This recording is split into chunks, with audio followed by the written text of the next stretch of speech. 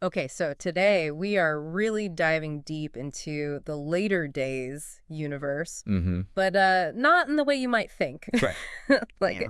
we're not doing spaceships or galaxies or anything like that. No, no, no. We are going full on personality analysis on Kelly Broadnoxie. Yes. We're talking like full Sherlock Holmes here, I people. love it. And the thing is, you've given us so much to work with. Yeah. It's amazing. We've got her journal entries, full character descriptions, even snippets of her dialogue like woven into the stories. It's really cool because It's kind of amazing. it's true. We're really getting to be armchair psychologists here. Yeah, yeah, and we get to be armchair psychologists with like the advantage of really knowing her thoughts, Exactly. which is not something Which you never get.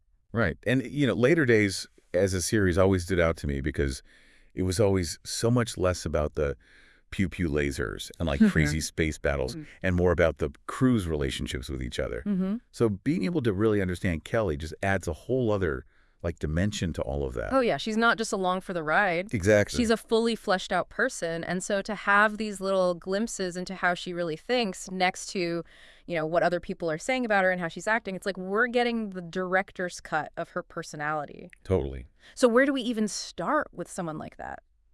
Well, all the character descriptions point to like this nurturing heroine kind of archetype, Okay. which is a good starting point, but we have to go deeper, right? Of course, Yeah. of course. She's more than just, the person who's baking cookies for the crew after a space battle. Although, knowing Kelly, she probably does that too. Probably. But it's more nuanced than that, I think. Okay. There's a quote that really sticks out to me from the materials that you sent over. No one is you, and that is your strength. Ooh, that's a good one. Yeah, That's a really good one. that says a lot. I think It's Yeah. really telling. It is. And I already see where you're going with this because it's like she's got this huge heart and she wants to take care of everyone. But then there's this other voice whispering in the back of her head like, yeah, but what about you? Yes, exactly.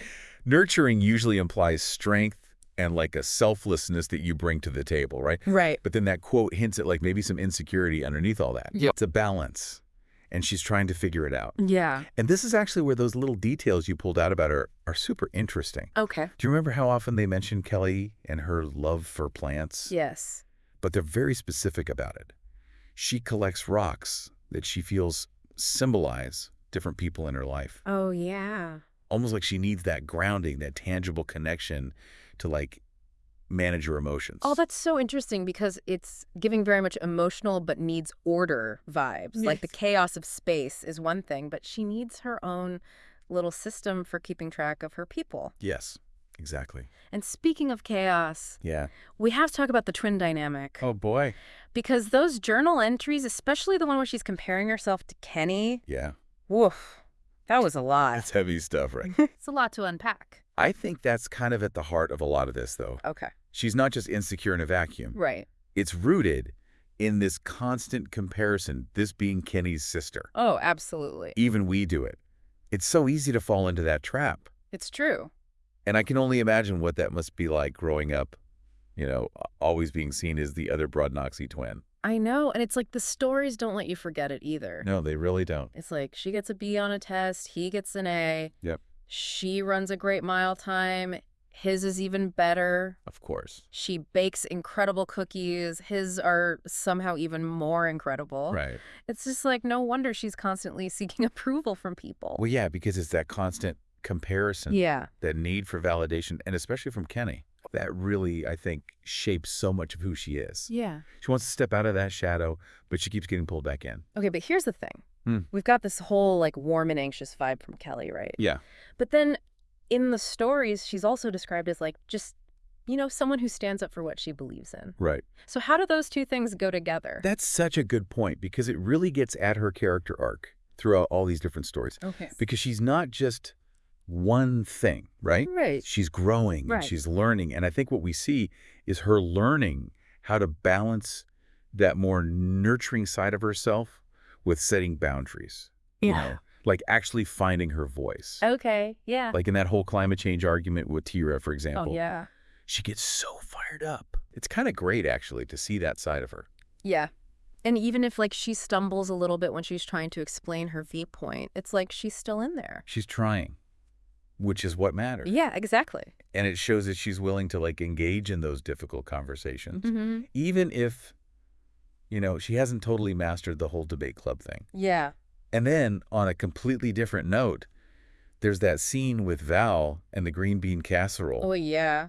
Where she, like, very quietly asks if maybe it could be made without bacon this time.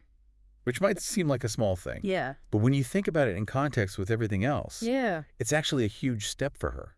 Oh, totally. Because she's actually expressing a need. Yes. She's not just going with the flow for once. Right. And especially because we've got all this other stuff with Kenny, Sure. who's out there being Mr. Assertive all the time. And it's like these little tiny moments of, I want the casserole this way. It's like her own personal Everest that she just climbed. It is. And it all ties into her recognizing her own agency, I think. Right. Like, she's starting to understand that her voice has value, even in those really small things. Oh, yeah. And I think we'd be doing her a disservice if we only focused on, like, the internal struggle stuff. What do you mean? I mean, she's obviously got a lot going on. Yeah.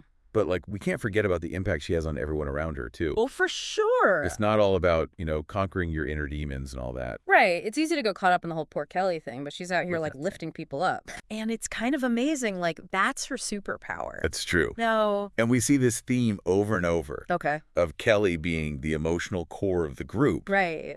Always there with a listening ear.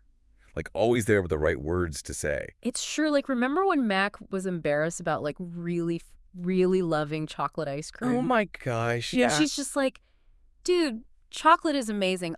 Own that. Be yourself. Yes. There's no judgment. She's just like full acceptance and encouragement. It's so pure. It's amazing. And then there's poor Tommy Right. confiding in her about feeling like the least successful sibling out of all of them. Of course, because who better to understand that than Kelly Broadnoxie? Right. Like, hello? Living in Kenny's shadow since day one. It's so true. And it's amazing because she finds that common ground and she just makes him feel seen. Yes. And that's where I think the whole nurturing heroine thing transcends the trope. Oh, okay. Because it's not always about, being the loudest voice in the room. Right. Or being the one to charge into battle first. Although knowing Kelly, she'd probably do that for her crewmates too. Oh, she totally would. But it's about using empathy to empower others. Yeah. Which is something that, like, Kenny, with his more, like, practical can-do attitude, probably wouldn't even think to do. No, probably not. Right. You need someone who can just be there Exactly. and like feel your feelings with you. And that's Kelly. It's true. Like there's that saying about the quiet ones. Sometimes it's the quietest voices that make the biggest impact. And I feel like Kelly, with all her like self-doubt and anxieties, she just gets people. She's pretty amazing, actually. Yeah, and it makes you think about, like, what a hero really is. Yeah. Okay. Because we usually picture these big personalities that just, like, conquer everything without a second thought. Right. But Kelly shows us that strength can come from being vulnerable, from compassion, from really embracing those softer qualities. And let's not forget, like, she's still a badass in space. Oh, yeah. Totally. Like, she's got that going on, too.